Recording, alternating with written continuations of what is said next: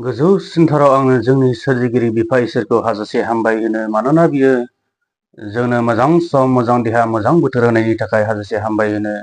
आङो इसोरनि गाहाम बाथ्रा लाबोदों। आयदा हिसाबै आङो लाबोदों जाहैबाय, दुखु सफैब्लाबो जेंनानिफ्राय गसंथानो नांगोन, अब्लासो थांखियाव मोनहैगोन। आं बे आयदानि सायाव आङो इसोरनि बाथ्रा आङो फरायगोन। 1 पिटरनि 1:6 आरो 7। सानथ्र'हायै आनजादफोर सफैनायजों नोंसोरो दान्दिसेनि थाखाय सैनांदोंब्लाबो रंजा। नोंसोरनि फोथायनाया बेसे गोगोम बेखौ नायनो बे आनजादफ्रा सफैयो। आद्रि जानानै थांगोन सनाखौनो अरजों आनजाद नायोब्ला सनानिख्रुइ दाम गोसासिन नोंसोरनि फोथायनायखौबो आनजाद नायनो गोनांथार। अब्लासो बियो थाफ्लायबाय थागोन। बेबादिब्लासो जिसु ख्रीष्टनि फैफिननाय सानाव नोंसोरो बाख्नायजागोन, महिमा गोनां जागोन आरो मान मोनगोन। जोंनि जिबनाव सानथ्र'हायै आनजादफोर फैगोन। जोंनि नखराव जानाय लोंनायनिफ्राय लानानै, थाखा फैसानिफ्राय लानानै, लोमजानाय साजानायनिफ्राय लानानै जोंनि नखराव गुलाय गुजाय आरो गोबां समस्याफोर सफैगोन। बेफोर गासैबो समस्याफ्रा जोंनि फोथायनाय जिबनखौ बेसे बोलोग्रा बेखौ नायनो थाखायसो बे गासैबो आनजादफ्रा जोंनि गेजेराव सफैयो। बे गासैबो समस्यानिफ्राय, बे सानथ्र'हायै मोनसे मोननैल' नङा, सानथ्र'हायै आनजादफोरनिफ्राय जों गसंथानो हायोब्लासो जोङो जेब्लायबो जोङो देरहासार जिउ खुंनो हागोन। बेनिखायनो जोंनि जिबनाव गोबां समस्या आनजादफोर सफैब्लाबो जोङो गसंथानो हागोन। बेहाय बुंबावनो जाहैबाय, आद्रि जानानै थांगोन सनाखौनो अरजों आनजाद नायोब्ला सनानिख्रुइ दाम गोसासिन नोंसोरनि फोथायनायखौबो आनजाद नायनो गोनांथार। सनारिफ्रा सना नंगौना नङा बेखौ आनजाद बिसोरो अरजों नायो। नाथाय सनानिख्रुइ जोंनि बेसेना, जोंनि जिबना दाम गोसासिन। बेनिखायनो जोंनि जिबनखौ फोथायनाय जिबना बेसे बोलोग्रा, बेसेग्राब जोंनि जिबना राफुंसार जिउ खुंदों बेखौ नायनो थाखाय सनानिफ्राय बेसेन गोसासिन जोंनि जिबनखाय जोंनि जिबनखौबो आनजाद नायनो थाखाय बेफोरबायदि सानथ्र'हायै समस्याफ्रा जोंनि जिबनाव फैयो। बेबादिब्लासो जिसु ख्रीष्टनि फैफिननाय सानाव नोंसोरो बाख्नायजागोन, महिमा गोनां जागोन आरो मान मोनगोन। जेब्लानाखि जों बे गासैबो समस्यानिफ्राय जोङो गसंथानो हागोन, गासै आनजादनाव गसंथानानै जों इसोरखौ हामबाय होनो हागोन, अब्लासो जों जिसु ख्रीष्टनि फैफिननायाव जों मान मोनगोन आरो बाख्नाय जागोन। जोङो जबनि जों जिबनखौ नायगोन। जबनि 1 पनाव दङ जाहैबाय, उस हादराव जब नामनि सासे मानसि दंमोन।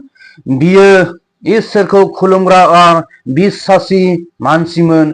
बियो इसोरखौ बिमायनो गियोमोन आरो इनाय हाबा मावाखैमोन। जबा ओरैबायदि धोरोमिया मानसिमोन, बियो जेब्लायबो इसोरखौ गियोमोन। बियो इसोरनि इनाय खामानि बियो जेब्लायबो मावाखैमोन। जबनि जिबनावबो गोबां समस्याफोर फैदों, सानथ्र'हायै आनजादफोर फैदों। जबनि गोबां जबहा सम्पतिफोर दंमोन। 7,000 मेन्दा आरो 3,000 उट, 1,000 मोसौ हालुवा, 10 गादाफोर आरो गोबांथार लेंफोर दंमोन आरो बिसाज्लाफोर दंमोन।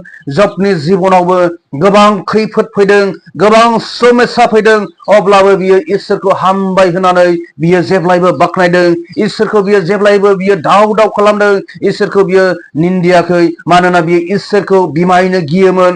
बियो जेब्लायबो इसोरनि हुकुमखौ बियो मानिग्रामोन। बेखायनो जोङो जेब्लायबो बै आनजादफोरनिफ्राय जों गसंथानो नांगोन। बेखायनो गोबां दुखु फैब्लाबो, खस्थ' फैब्लाबो गसंथानो नांगोन। आरो जबनिनो दैनि साबनाव जोङो नायब्ला नुबावगोन, जबनि जिबनाव आरो मोदोमाव गोबांथार गाज्रिथारै गारायफोर जादों। आरो जबनिनो 7नि फासाव जोङो नायब्ला मोनबावगोन, जबनि मोदोमाव एम्फौ आरो जिनिरजों बुंफबनाय गारायफ्रा दोलाबनानै आरो गोमोदै गदों बिनि जिबनाव ओरैबायदि सैसोनाय आरो गोबां बिनि सम्पतिफोर बिसास्लाफोर गोबां संहार जादों नाथाय जब्बा होमब्लाबो फोथायनायनिफ्राय उनस्लदनाखै जेब्लायबो फोथायनाय जिबनाव बोलोग्रा जिउ खुंदों जेब्लायबो इसोरखौ हामबाय होनायजों गिनायजों बे इसोरखौ दाव दाव खालामदों आरो जोबनायाव जोङो नायब्ला नुहैबावगोन जाहैबाय जबनिनो 42नि दसाव जेब्ला जोङो नायनानै नायो अब्ला जोङो मोननो हायो जबआ सिगाङाव बेसेबांनाखि सम्पति धोनफोर दंमोन बिनि 2 गुन बारा जबआ सम्पतिफोरखौ इसोरनिफ्राय मोनफिनदों जेब्लायबो जोङो गोबां आनजाद फैब्लाबो गोबां समस्याफोर गोबां दुखु दाहाफोर फैब्लाबो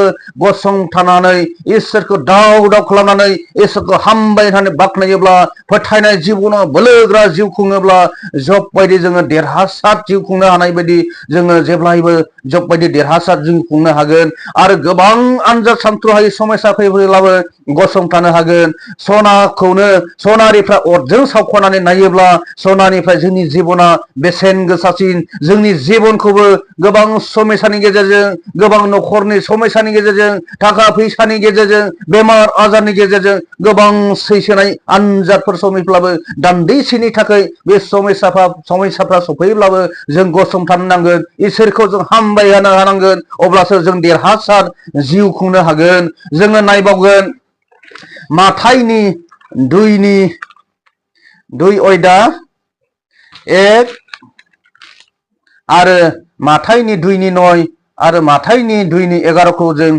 नायब्ला नुनो हायो हेरद राजानि आमोलाव जुदानिफ्राय बेथलेहेम नोगोराव सारि जादों बे समाव गोनोखोफ्रा सानजानिफ्राय जेरुसालेमाव थांनानै जेब्लानाखि सानजानि गोनोखोफ्रा जिसु ख्रिस्टखौ जेरुसालेमाव थांनानै जेब्लानाखि खुलुमनो बिसोरो थांदोंमोन बिसोरो सानजानि 3 गोनोखोफ्रा हाथरखिखौ सन्दानै जेब्ला बिसोरो थांदों बेहाय गोबां बिसोरनि जिबनावबो समस्याफोर गोबां आनजादफोर नुजादों बिसोरो गावसिनि थांखियाव सहैनो थाखाय जिसु ख्रिस्टखौ जिउनि बासायगिरि सारि जादों होननानै बिसोरो जेब्लायबो बेखौ मोनहैनो थाखाय सानजानि हाथरखिखौ नायै सन्दानै बिसोरो थांदों गावसिनि थांखियाव सहैनो थाखाय गोबां समस्याफोर दंब्लाबो बिसोर थाबायलांदों आरो जेब्लाबो बिसोरो आवगायलांदों बेबायदिनो बिसोरो गावसिनि थांखि बायदि बिसोरो जिसु ख्रिस्टखौ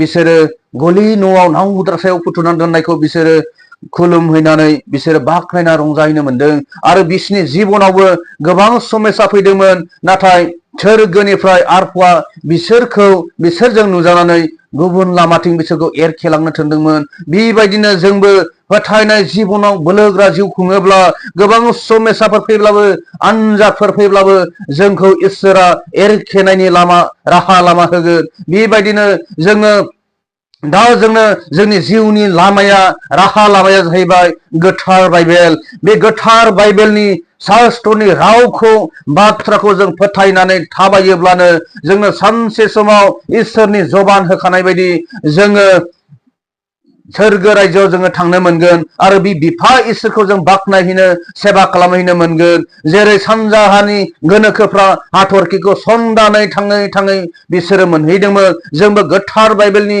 रावखौ बाथ्राफोरखौ जोङो मानिनानै सोलिनानै थाबायलाङोब्ला गोबां समस्या फैब्लाबो सानथ्र'हायै दुखु आनजाद फैब्लाबो जोङो इसोरनि गाहाम बाथ्रानि जुगिदि जों आवगायलाङोब्ला धोरोमनिया जिउ खाङोब्ला सानसे समाव जोङो थांखियाव जोङो मोनहैगोन बिफा इसोरखौ जों बाख्नायहैनो सेबा खालामहैनो मोनगोन बेबायदिनो जोंनि गेजेराव गोबां समस्या फैब्लाबो गोबां दुखु दाहा फैब्लाबो गोबां आनजादफोर फैब्लाबो जोङो थांखियाव जोङो सानसे समाव मोनहैगोन बेखायनो जोंनि जिबनाव समस्या फैब्लाबो आनजाद समस्या फैब्लाबो जोङो गसंथानो नांगोन आंनि इसोरनि गुसुं बाथ्रा बुंनाया बेनो जानाय मानिखौ लाथोंसै जायै मानिखौ बिफा इसोरा निमाहा होथोंसै आं बिफा इसोरनियाव आं गुसुङै आं आरज खालामि बोलोग्रासिन सुलासेर आफा दानो गथाय बानो प्रभु आपा नोंखौ बाखनायनो नोंखौ सेवा खालामनो मोननायनि थाखाय हाजासे हामबायसै आपा गथायदों प्रभु आपा बे गोब्राब बोथोराव लिमोनद्रा संसाराव